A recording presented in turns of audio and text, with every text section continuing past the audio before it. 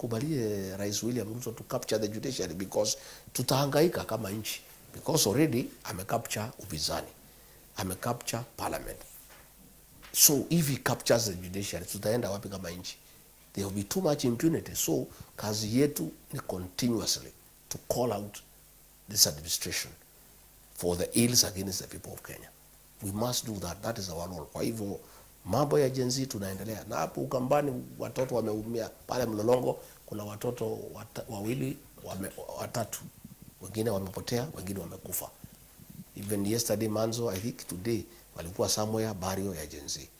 You know? And this is a government we must vote out. Serikali ambayo inateka nyara na kuua watoto, hiyo ni serikali ya kikatili. Hata mzungu mkoloni alikuwa very brutal, lakini hakuguza wamama na hakuguza watoto. Hii ndio serikali ya kwanza kuua watoto. Na tunaona, na hata watu ya kanisa wameniambia, tuliombea hii serikali, lakini tunasikia vibaya sana ya kwamba tuliombea hii serikali ni serikali inateka nyara na kuua watoto wetu. So lazima tukemee hii serikali na tuitoe kwa ofisi, tulete serikali ambayo inaheshimu binadamu na uhai. Kwa hivyo hiyo ni kazi ambayo tutaendelea kufanya. Rikiji, umesema ya kwamba Ukambani kuna rasilimali nyingi sana zinaweza saidia eneo la Ukambani na Kenya kwa ujumla. Swali langu ni Ukambani ni eneo ambalo limeachwa nyuma sana kimaendeleo. Na hilo hiyo ndio ukweli. Kwa sababu unasema ni truthful man. Nimetembea maeneo mengine. Ukambani nikilinganisha, Ukambani eneo tumeachwa nyuma. From where you sit, unaona ni nini haswa Wakamba walikosea wapi, ama ni wapi kulienda wrong? Na wakati umekuwa kwa serikali kwa miaka miwili, ulifanya jambo gani kuhakikisha kana kwamba hata kama wewe ni msaidizi wa rais, uliweza kumshauri maybe tukamilishe mradi wa Thwake, tukamilishe barabara ya Kitui Kibwezi ambayo ilikuwa huko kwa siku huko mwingi, ama tu ulikuwa umetulia sasa after impeachment ndio sasa umejitokeza na kuzungumza mambo ya Wakamba? Mimi nilihangaika sana pale kwa serikali, nikijaribu kumuomba rais kwa heshima akubali kwanza tukamilishe zile miradi ambaye zilikuwa zimekwama. Na hizo mabarabara umetaja katika Ukambani, katika Thwake Dam. Mimi maoni yangu nilikuwa na muomba rais kwa heshima kwanza tushughulikie ile miradi ambaye imekwama, ambaye inaendelea, ndio tuanze mambo mpya. Bwana mwambie hii maneno ya manyumba haina haja. Ukiona sasa hii kodi ya nyumba imetozwa wafanyikazi, iko hapo kwa bank, ambaye bank ni ya watu wakubwa katika serikali.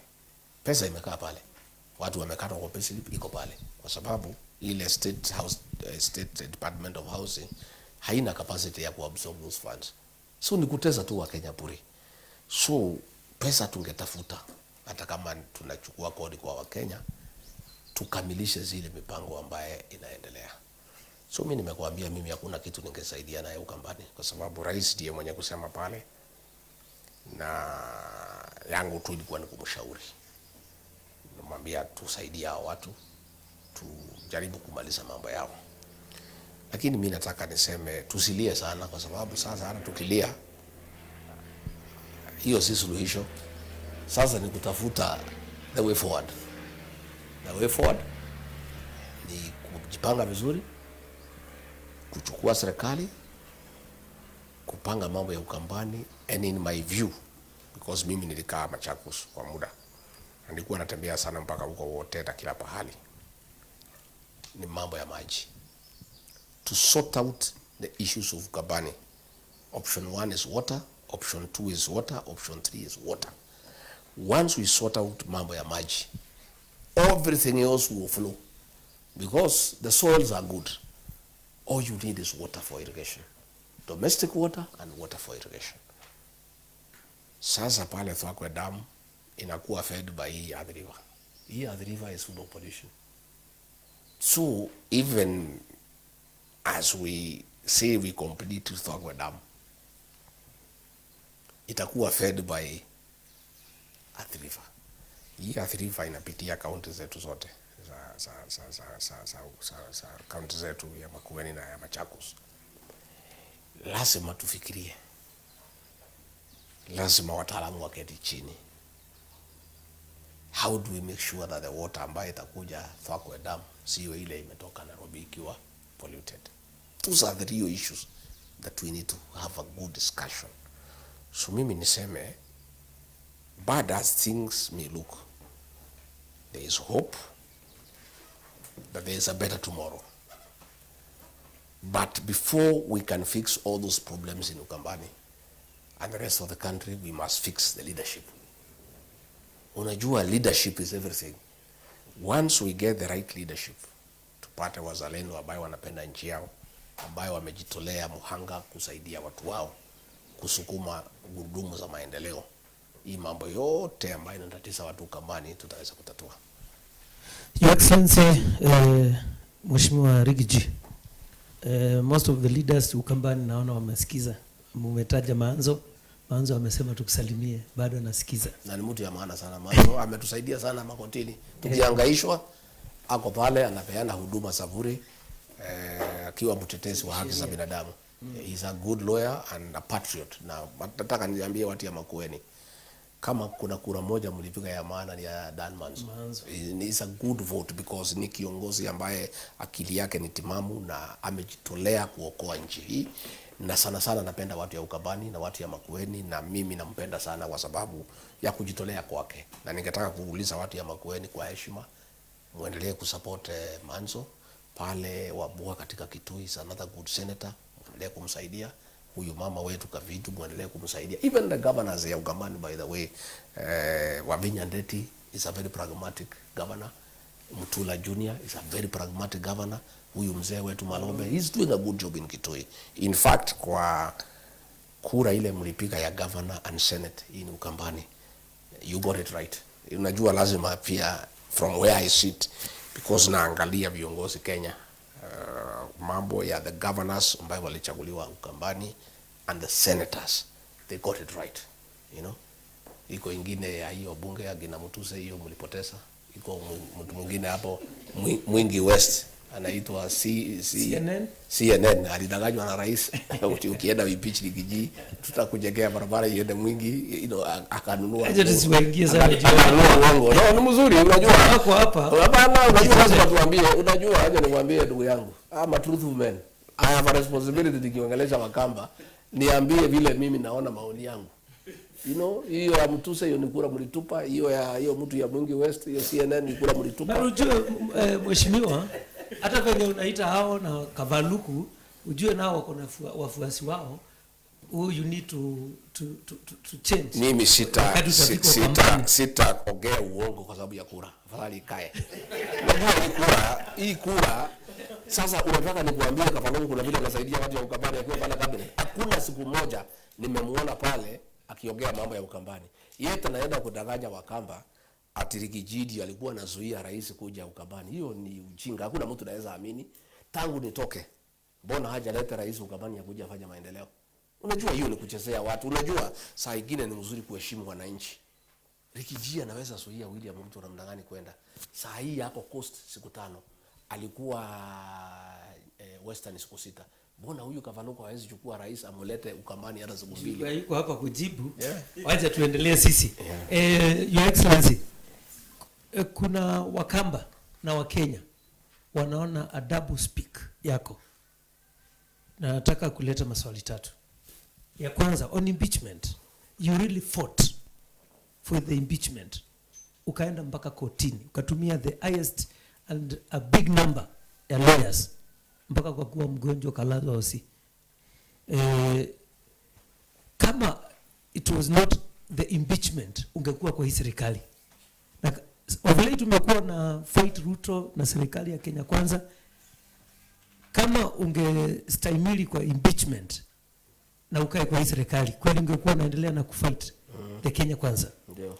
Number 2, Wakenya mpaka wa leo hawajaiamini wewe na Ruto kama mlipita 2022.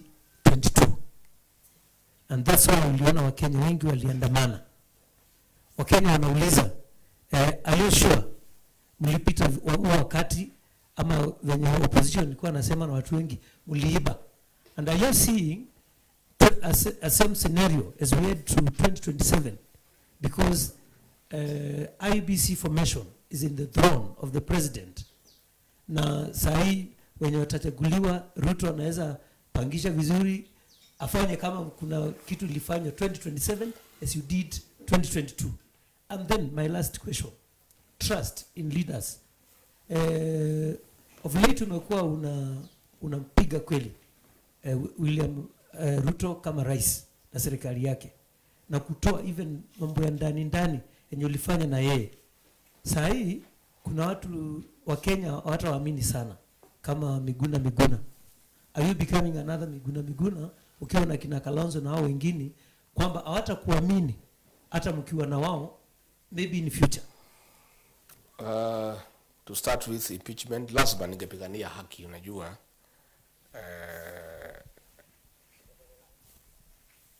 our constitution guarantee certain rights, na ina guarantee haki ya kujitetea, na that is a constitutional right. Ukitedewa madhambi lazima ujitetee, kwa hivyo lazima tukijitetea because that is in the constitution. Na lakini si ungeresign. Hiyo ni uoga. Mimi am not a coward, I'm a fellow. Sasa wewe ukiwa muoga, hata ukitishwa unaenda chini ya meza. Siwezi, hata nilikuwa nimeambiwa nijiondoe nipewe pesa niende, siwezi kubali. Kwa sababu sikuwa nimefanya makosa, yangu ilikuwa ni kusimama na ukweli. If I had resigned, those accusations nilikuwa nawekelewa ikionekana ni ya ukweli. I am not like that. I'm a fighter and I stand with my rights, and I'm in court fighting for my right. Not that I want to go back to the office, I'm not interested, but I want to fight for my rights because hizo haki zimekuwa guaranteed in the constitution. I was fighting from inside. Si ati sikuwa napigana ndio nilitolewa. Kama singekuwa napigana kutoka ndani singetolewa. Na nilikuwa na nafasi nzuri ya kunyamaza, niendelee kukaa pale kwa ofisi, nikuwe na mandege, nikuwe na askari na pikipiki ya kuniongoza, nikae vizuri, nitembee vizuri, ninyamaze, Wakenya wahangaishwe. I had that option. Lakini mimi ni mzalendo. Niliamua kupigana nikiwa ndani, ikafika kiwango rais akaona wezekana mimi, because mimi napinga kila kitu ile ambaye si mzuri. Anything good I was supporting. Ile ambaye haifai napinga nikiwa ndani. Kwa sababu mimi ni mtu wako na msimamo. Na uliona hata ile mashtaka nilitewa pale ni kwamba mimi nakataa kutii amri ya rais na amri ya serikali ya kubomolea watu. Nimesema siwezi kubali watu wabomolewe. Kufukuza watu kwa market mimi nakataa. Jensi kuuawa mimi nakataa. Mimi sipingi kwa sababu niko nje. Nilikuwa napinga nikiwa ndani. Na ndio nilitolewa kwa sababu nilikuwa napinga. Kwa sababu mimi ni mtu yuko na msimamo. Na sio lazima ati nikae pale ati nikubali kila kitu nikuwe Mr. Yesa ati ndio mimi niendelee kuishi vizuri. Ikafika kiwango rais akasema wewe unapinga kila kitu, mimi siwezi kana wewe. Uchaguzi kama mahali your excellency mpaka ukaomba msamaha. Nilisema unajua mimi ni Mkristo. Nikasema rais, kama nimekosea nisamehe. Because that's what Christians told me to do. Unajua watu ya kanisa walikuja wakaniambia since there is a problem, huyu rais anasema ni Mkristo, so omba msamaha tuone. Nasema basi mimi sina shida, mabisho walikuja kuniomba. Nasema okay, kama nimekukosea nisamehe because I'm a Christian and rais anasema ni Mkristo. So watu ya kanisa waliniambia, nilikuwa nimekataa lakini wakani convince. Nasema mimi sijakosa, mimi nimeongea ukweli. Wasema bana wewe ni Mkristo, omba msamaha tuone. So hiyo nikafanya. Number 2, mambo ya uchaguzi. Hakuna uchaguzi iliibiwa. Acha nikwambie ndugu yangu. Hakuna uchaguzi iliibiwa na hakuna uchaguzi itaibiwa Kenya. Siku sheria ya uchaguzi ilibadilishwa, kura inapigiwa na kuhesabiwa kwa polling station, ndio mambo ya rigging ilifika mwisho katika Jamhuri ya Kenya. Na watu wasikuwe na wasiwasi, hakuna uchaguzi ile mtu ataiba. Kwanza ile margin tutamshinda naye, hata Supreme Court hii anajaribu kuuda yake hataenda. Itakuwa gap kubwa sana. Tutafanya vile tulifanya wakati ya 202. You know, 202, because the gap was very huge. As long as uchaguzi unapigiwa polling station na unaweka quality agents, it is difficult to steal an election. And all we need to do is to be alert na kuwa na agents sawa sawa. The quality of the agent is what determines the outcome of an election. And as long as kura inahesabiwa pale kwa polling station, you cannot coordinate rigging. So we won, but only with 200,000 votes. And what we must do now is to make sure that we win with a very big margin, so that hata mambo ya kusema iliibiwa haikuibiwa imekuwa kando. What about the issue of scrapping ID vetting in Northeastern? Do you see that is a loophole? Well, hata mambo ya hiyo ya ID, mambo ya maana sana, hata sio mambo ya kura, ni mambo ya usalama wa nchi na the dignity of our passport. Najua sisi tunasema Wakenya wote wako sawa na hatutaki kuwa na dhuluma kwa jamii fulani. We don't want discrimination. Tunataka kila mtu apewe haki yake. Lakini wale wako kwa borders, not just the Somali border, even the Tanzania border, the Ugandan border, hiyo mambo ya vetting, because of the security sector for many years, is a very important thing, because we can register foreigners without knowing. And you only need to register 4 or 5 Al-Shabaab people. They come to this country and they will be a threat to the whole world. So what will happen if we don't vet? Wale watu wanakaa kwa border watakuwa discriminated, wakienda nje passport zao zitakataliwa. So nimesikiza hata wazee pale wa nyumba 10 wamekataa hiyo maneno, because wanasema ni mzuri tufanye vetting, tujue huyu mtoto alisoma wapi, babake ni nani, because there is a danger you can register foreigners and some of them have no good intentions and they can become a threat to our own security in the country, the region and the world. So we need to be careful, you know. Hata kama ni kura zinatafutwa, I think it is irresponsible in the pursuit of votes to endanger national security. So we want to be careful in that matter, and I will urge kuwe na sobriety sana. You know, we respect all Kenyans and we don't want discrimination, but we must do the right thing. And security is not negotiable, because a small lapse can be very costly to this country, to the region, and to the world. Mambo ati mimi watu wanaweza kuniogopa, ati mimi nasema ile ilifanyika, mimi nasema ile yote baya. I have a responsibility as a leader, as a truthful person, kuambia Wakenya ukweli. Because sasa nikikosa kuambia wataambiwa ni nani? Lazima niwaambie. Kama kuna mtu ataniogopa kwa sababu ya kuongea ukweli, is okay. You don't have to work with me. I am that way, and that is what rais tulikosana. Because yeye ni mtu ya uongo na mimi ni mtu ya ukweli. Ilikuwa ni kama kuchanganya maji na mafuta. Haiwezekani. Na rais alinijua hata akinichukua. Alijua mimi ni mtu ya ukweli. But probably alikuwa nafikiri nikifika pale atanikanyanga niwache kusema ukweli. I only speak the truth because I owe it to the people of Kenya. And that is why Kenyans unaona wengi sana wanadisupport. That is why utapata saa hii kama wananisikiza. Because watu wanataka kujua ukweli. Na mimi siwezi ficha ukweli atisemekana ilikuwa siri. Kama ni mambo ya kunyanyasa wa Kenya, ni siri gani hiyo?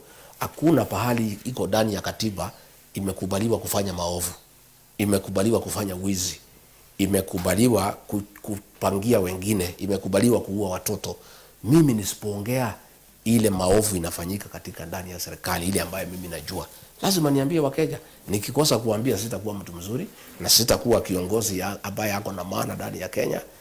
Na mimi sioni mtu yeyote ambaye anatakia Kenya mema ataniogopa. Kalonzo ni mtu straightforward, ataniogopa kwa nini? Yeye akifanya mazuri mimi nitatangaza. Ukifanya mabaya mimi natangaza. So dawa ni ufanye mazuri, usifanye mabaya, usifanye maovu. So tutaendelea kuzungumza ukweli na tutaendelea kueleza Wakenya, na bado niko na maneno mingi. Ile maneno imeharibu nchi hii. Wale Wahindi ambao wanatumika, document zao nimeletewa, niko nazo. Ile wizi yote wamefanya Kenya nitatangaza, ndio Wakenya wajue, kwa sababu hakuna njia nyingine. Kwa sababu hii serikali imekuwa na a lot of impunity. We must call out these deals. You know, mambo ya SHA nimeletewa, niko naye. Mambo ya e-citizen nimeletewa, niko naye. Zile bank ambaye pesa ya housing inawekwa, niko nazo. So lazima tutaendelea kuambia Wakenya, because that is a responsibility that I have as a leader. Na nikikosa kuwaeleza Wakenya what is happening, especially what is within my knowledge, nitakuwa mimi si mzalendo. Mimi ni mzalendo wa Kenya. I'm a patriotic Kenyan. And I owe it to the Kenyan people because they elected me to tell them what is happening and to point out the wrongs and the ills that are being perpetrated by government. That is a responsibility. It's a civic duty for a leader. Lazima ukuwe kiongozi shupavu ya kuwa mtu mwaminifu kwa Wakenya na kuambia ile maneno ambayo inaendelea. His Excellency, sijui maoni yako ni yapi kuhusu semi ambazo zimekuwa hivi majuzi zinasema kwamba tangia uhuru wa taifa hili wafuasi wa rais wanasema ya kwamba hakuna rais ameenda ama amehudumu kwa kipindi cha miaka 5 pekee, na wanasema wao si wajinga ya kwamba watakubali yeye hahudumu kipindi cha miaka 5. Uthabiti wa upinzani hapo na kujiandaa kwa upande wa upinzani ambao wewe upo, Kalonzo Musyoka na wengine, na pia hili ufungamane swali hilo na lile niliuliza mwanzoni. Katibu wa chama cha Jubilee alisema juzi ya kwamba kuna ushikamano hujakuwa dhahiri zaidi katika upande wa upinzani. Je, kusema ya kwamba hakuna rais amehudumu kipindi cha miaka 5 ni kusema ya kwamba kwa vyovyote atakuwa rais kwa miaka mingine 5, ama ni kusema ya kwamba upande wa upinzani kwa upande mwingine tunajiuliza umejipanga vipi kwa uchaguzi? Hiyo ni maoni yao, viongozi wametoa maoni yao kwamba hakuna rais ameenda miaka 5, lazima aende 10. Lakini wenye kuamua si viongozi, ni wa Kenya. Hiyo itaamuliwa kwa debe. Unajua, unaweza sema ile iko kwa roho yako, wangependa aendelee miaka 10, lakini wenye kuamua ni wa Kenya. Na mimi nikisikiza wa Kenya wanafikiria vingine. Naona wa Kenya wameamua, na ni wengi sana nasikia wameamua. So hao ni maoni ya viongozi, lakini wenye kuamua ni wa Kenya. Mimi sioni hiyo maneno unasikia kuna kiongozi amesema ati hakuna uhusiano wa upinzani. Mapema sana. Saa hii ile kazi inaendelea ni kila mtu aunganishe eneo lake. Hapo mbele tutapangana vizuri. Ni mapema sana, uchaguzi bado. Kwa hivyo sioni kwa nini mtu aseme ati hakuna muungano. Saa hii unaungana ufanye nini? Hakuna kura napigwa. Wacha IBC iundwe, tuendelee pole pole. Kile kitu kiko sahihi ni kuunganisha watu na kutafuta marafiki. At the right time tunaungana vizuri na tutakuwa na formula. What is important is that Wakenya wameungana, hawataki serikali. So kazi yetu ile imebaki ni rahisi sana, ni kutoa formula kwa Wakenya vile tutaunda serikali nyingine. And this is not the time. It's too early. Hata tukitoa hiyo mpango sahihi itashurutishwa. Ni kweli nilisema rais halali, na wewe umesema halali. Akipanga vile ataendelea kukaa kwa serikali, hata sisi hatulali. Si yeye peke yake halali. Yeye halali, akipanga vile ataendelea, hata sisi hatulali. Tukipanga vile tutamtoa. Kwa hivyo it's both ways. Kila mtu angangane, yeye asilale, akipanga vile ataendelea, na sisi hatulali, tukipanga vile tutamtoa. Na Wakenya tukisikia wako sawa, wanangoja sisi, so hakuna shida. So, Mheshimiwa, mnapanga aje au are you planning to make Kenya great again? The first strategy is to fix the leadership. Unajua, tukikaa hapa saa hii tuseme tutapindua Kenya, tutaitengeneza, tutaanza vipi? First is to fix the leadership. Kwanza ni kupata viongozi ambao ni wazalendo, ambao wanapenda Kenya, ambao watakuwa wamejitolea kurudisha Kenya pahali inatakikana ikue. Hii nchi Mwai Kibaki alituachia ikiwa pahali nzuri sana. Uhuru Kenyatta akakuja akaendelea, sasa umeona pahali tumefika mwaka 2. Within 2 years the health system has collapsed. As we speak, private hospitals zimekataa kuhudumia wale watu wako na mambo ya SHA. As we speak, watoto wa university wako nyumbani. As we speak, capitation ya mashule bado. As we speak, the cost of living is unbearable. As we speak, maduka zote karibu zote zimefungwa because hakuna biashara. As we speak, there is no money in circulation. As we speak, all projects started by Uhuru Kenyatta have stalled. As we speak, we are having a very bad name internationally because we have buggered our foreign policy. kwa sababu ya mambo ya biashara and selfish interest. So kibarua iko mbele yetu ni kingumu na kubwa sana. To fix this country itahitaji wazalendo kamili, men and women who are patriotic and who mean well for this country to get this country back on track. So kama hiyo nchi imebadilika, imeharibika namna hiyo miaka 2, sasa hiyo kiongozi anasema ati aende miaka 10, even 2 years, that is where we are. In 10 years there will be no country. So we must fix that problem, and I think Kenyans are determined, and it is we the leaders who can fail the people of Kenya, but I want to assure them we do our part. Hawa tumewasikiza vile wanataka tukae, sisi tutafanya yetu na tutapanga vizuri na tutawaeleza, na tukitembea pamoja we'll fix this country. Thank you Ricky G. Tukizungumzia chama chako kipya, chama chako kipya, yes. ambacho ulisema utatangaza. Last year uliambia watu mwanzo wa huu mwaka utatangaza, ikafika mahali ukairisha, sasa umesema Mei. Wakamba na Wakenya wangetaka kujua kwa nini, ni kitu gani kimechelewesha wewe kutangaza hicho chama. Number 2, hicho chama nilikusikia ukisema, nafikiri ulikuwa Meru on Sunday, ulisema wabunge mnatarajia chama chako kiwe na wabunge zaidi ya 120.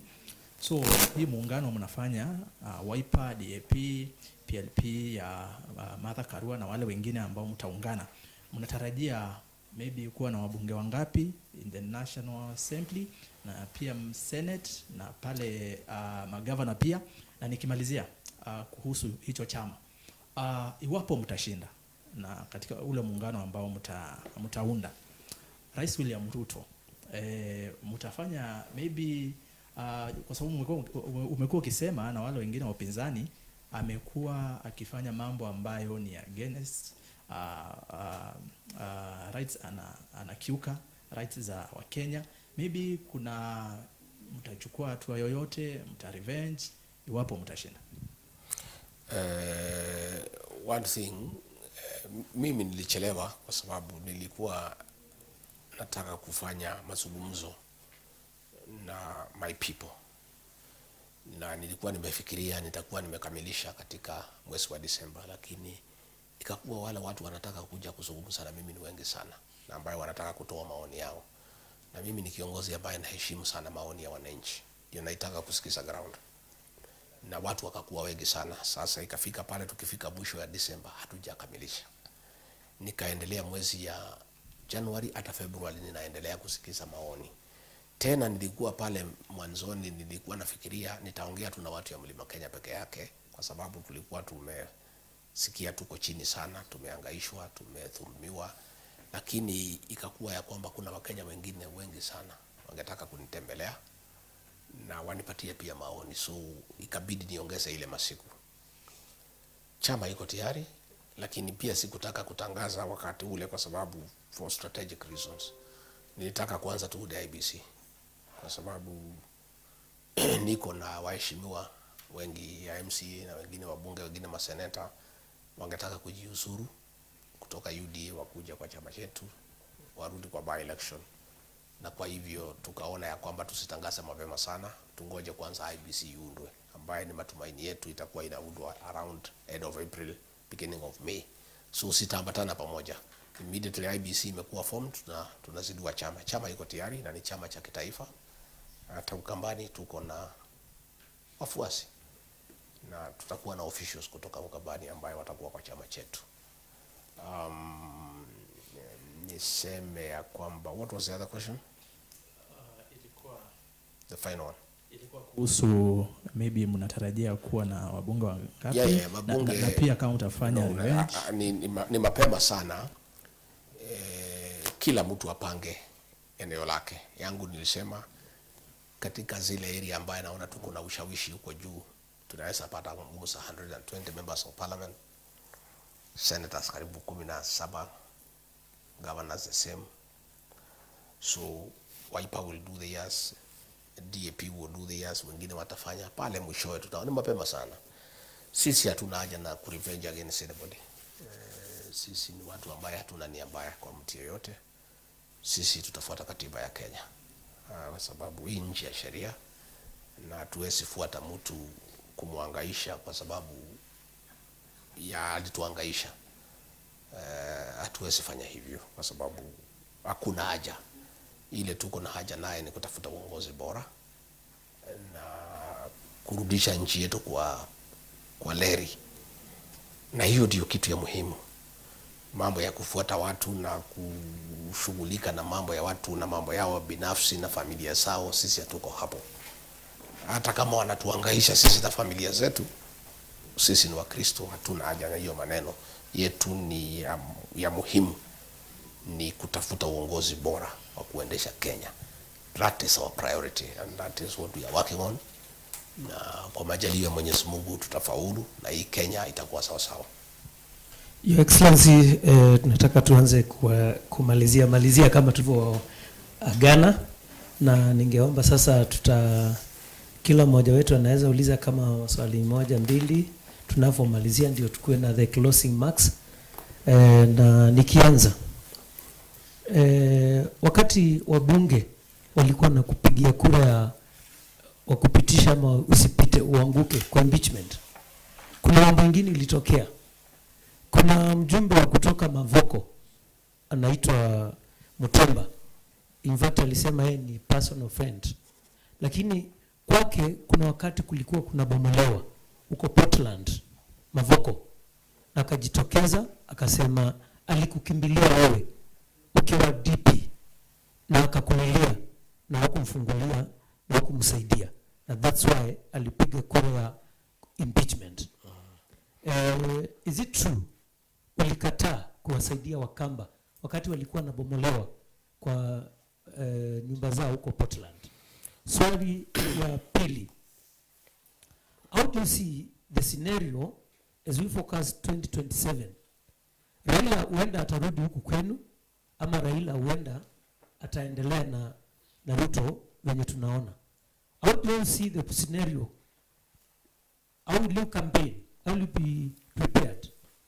Huenda Ruto atafanya na Raila heading to 2027, na nyinyi mkiwa side nyingine na Kalonzo, Fred Matiang'i, Uhuru Kenyatta na kina Eugene Wamalwa. Na swali ya mwisho, kuna watu wanaona hii kitu ya kingpin ndio imesumbua watu wengi hapa Kenya. Juu every time mtu akishikwa, watu wataanza kulilia watu wao, nimwambia tumesumbuliwa. Like saizi watu wanaona vita yako na Ruto umeiangushia mlima, iliali watu wa mlima wako kwa Ruto. Saizi we have more than 5 CSS from mlima, tuko almost 10 PSS. Saizi ukisema ati Ruto ana fight mlima, au hii ni vita yako na Ruto, lakini unakaribishia watu wa mlima, inakuwa ni vita yao, lakini si ukweli. Asante sana. Mambo ya Portland, huyo mheshimiwa Mavoko aliongea uongo. Ni kweli alikuja kuniona juu ya mambo ya Mavoko, ambaye mimi na gavana wa Vinya tulikuwa tunajaribu kutafuta suluhisho, na tukafanya mikutano na Wavinya Ndeti na ile kamati ambayo inasimamia mambo ya mashamba pale katika Mavoko.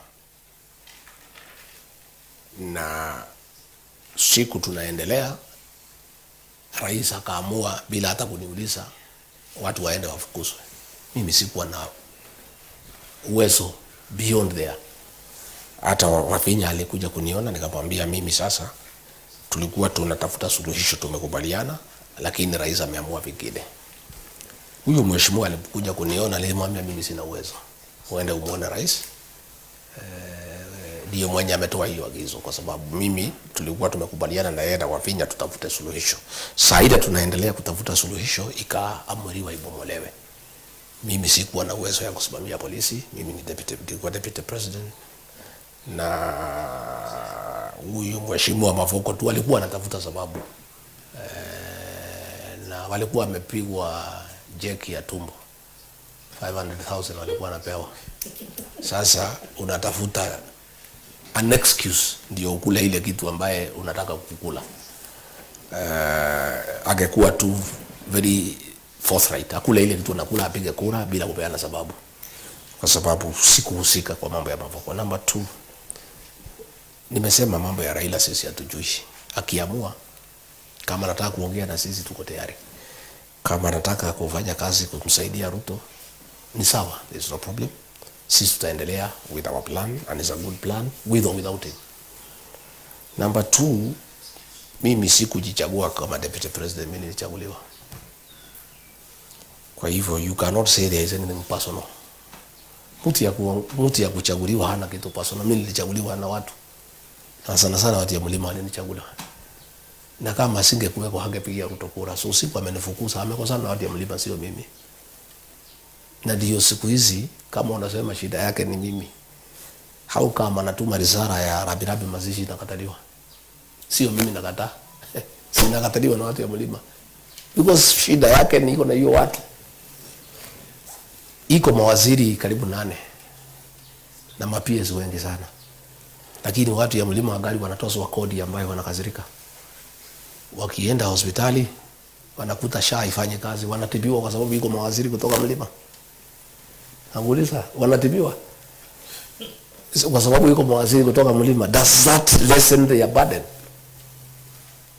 Hao watu ya mlima biashara zao zote zimeharibika.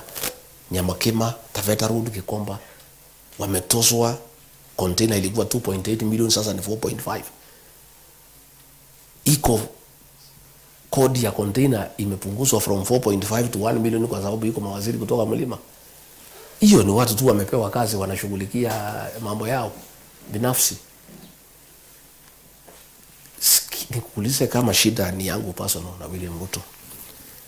Kabla haja nitoa alikuwa anaenda mlima kila wiki. Tangu anitoa ameenda mara ngapi? Ameenda mara moja Embu, amepigiwa kelele, hajarudi. Sio mimi nilimpigia kelele. Ametuma rabirabi Nakuru, imekataliwa. Mimi sikuwa Nakuru, ati mimi ndio nilimpigia kelele. Iko watu wengi sana kutoka mlima wamefutwa kazi, wamekasirika. Hao wamepewa kazi ni flower house, hawana kazi yote wanafanya. Anaweka minister, anaweka PS kutoka kwake, anaongea na PS, aongea na waziri.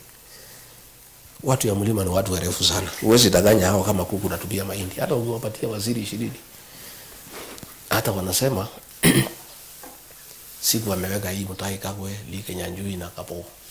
Hao watu ya mlima wanasema wacha hawa. Hata ukifufua Jomo Kenyatta, ufufue Mwai Kibaki, Field Marshal Dedan Kimathi, mambo yako tumemalizana naye kwa sababu wewe umetusaliti na wewe ni muongo.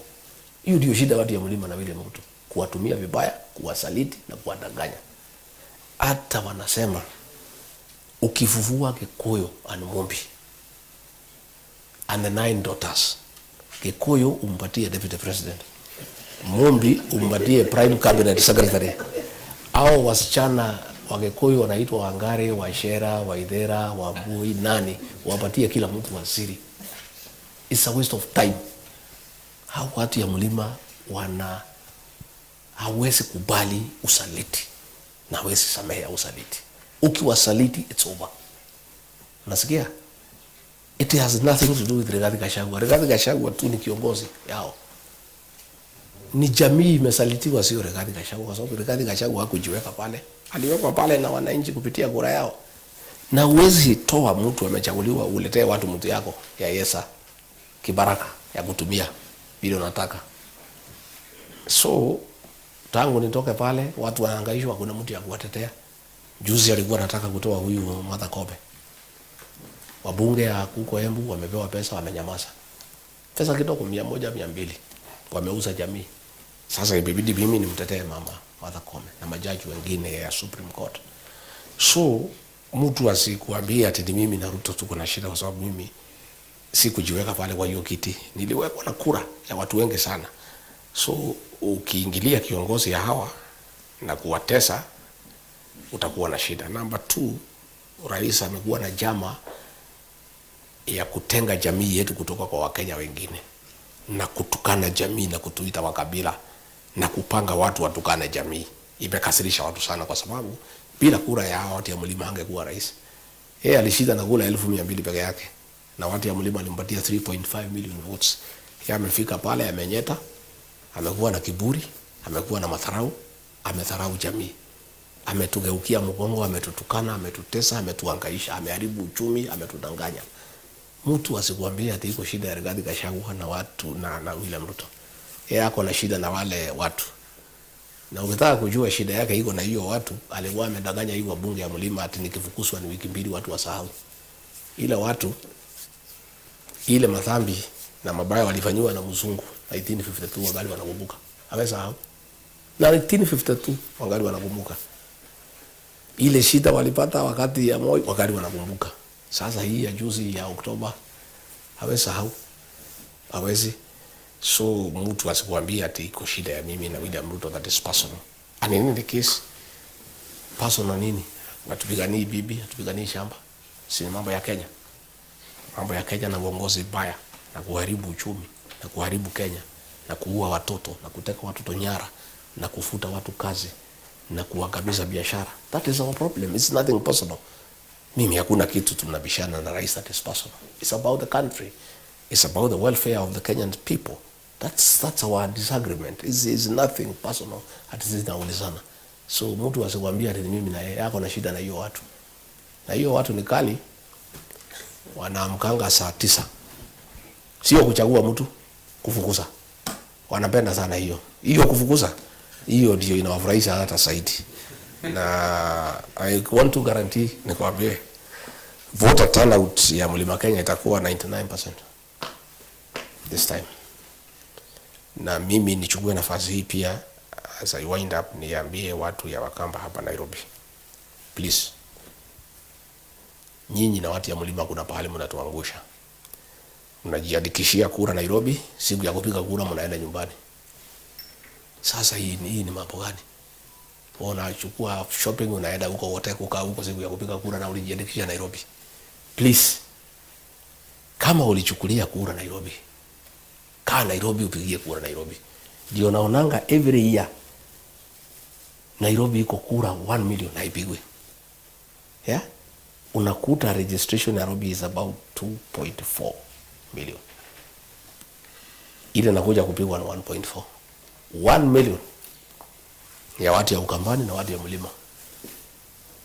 Wewe unachukulia kura Nairobi, lakini unapenda nyumbani sana. Sasa kwa sababu ni public holiday, unaenda kupiga kura wapi? Nyumbani. So you make a decision. Ukiona siku ya kura utakuwa wote, ama utakuwa Kathozweni, ama utakuwa pale Matu, kwenda chukua kura yako nyumbani.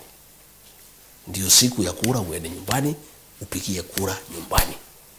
Lakini usichukulie kura Nairobi alafu uende nyumbani. And vice versa. Kuna wengine naye wanachukulia kura Nairobi nyumbani, anapata kibarua na Nairobi. Akiwa Nairobi anapiga hesabu ya fare nini, anasema acha ikae. Sasa ndio tunapata uongozi paya. So I want to say especially Nairobi. Hii Nairobi hii tutaketi vizuri na Mheshimiwa Kalonzo vizuri. And between ourselves hapa Nairobi tutaongoza. And it's good for our people. Because sisi tunatia biashara. Kwa hivyo hilo ni ombi langu. Hilo ni ombi langu. Kiti cha Mathare tukiungana tutachukua.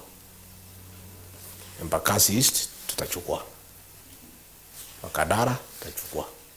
Hata hii Kibra tukikubaliana vizuri na Waito tutachukua. Actually 15 constituencies out of 17. An alliance ya Gema, Kikuyu, Embu, Meru, and Nakamba. We should take 15 seats. And countless seats ya MCAs.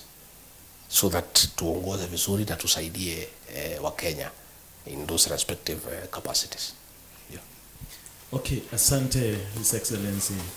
Tunapoelekea kuhitimisha mazungumzo yetu, tunashukuru kwa kuweza kutuhalika Mbaito FM, Musi FM, Adhiani na Mutongwe.